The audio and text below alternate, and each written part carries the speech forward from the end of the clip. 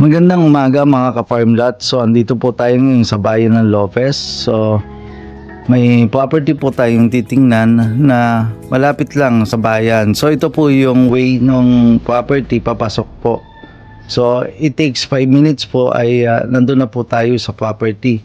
So kung tatanungin po naman ninyo kung gaano ito kalayo sa bayan, it takes 10 to 12 minutes nandun na po tayo.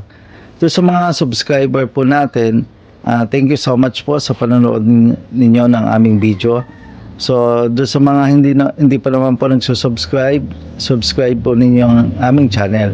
Ito po yung mismong property, yung New Gandon, Palayan. At the same time, ito yung taas ng lote. Yan. So, napakadami pong fruit bearing trees dito sa property. Kaya, maaasahan po ninyo na magiging maganda po ang inyong pagtuloy dito dahil iba't ibang mga fruit bearing trees ang mayroon po dito.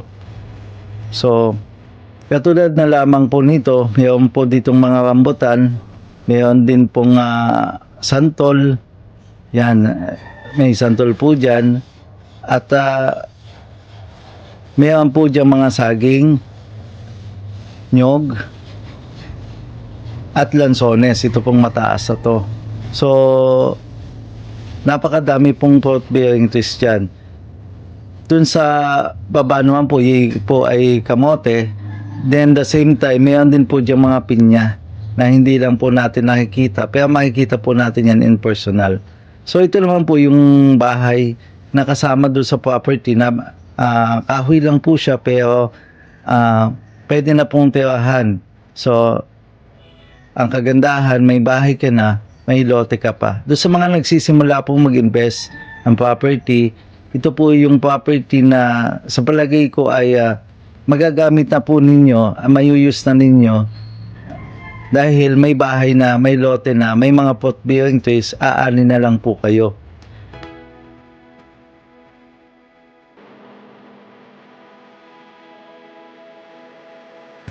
So sa mga client po natin na nasa ibang bansa, ito po ang property na almost 1 hectare lang po siya. Napakagandang property na matatagpuan dito sa bayan ng Lopez. Madaming fruit bearing trees. Yan, may mga kawayan po siya.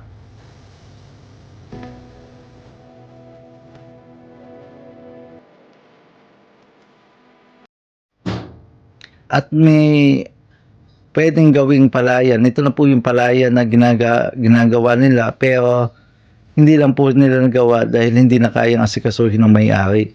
So mayroon din po source ng tubig yan. Kaya maganda po niyan. Pwede ninyong gawing fish pond. Hindi po nawawala yung tubig niyan. So sa mga client po natin, tumawag na lang po kayo at magsadya sa aming opisina para sa iba pang mga katanungan. Thank you so much at have a good day.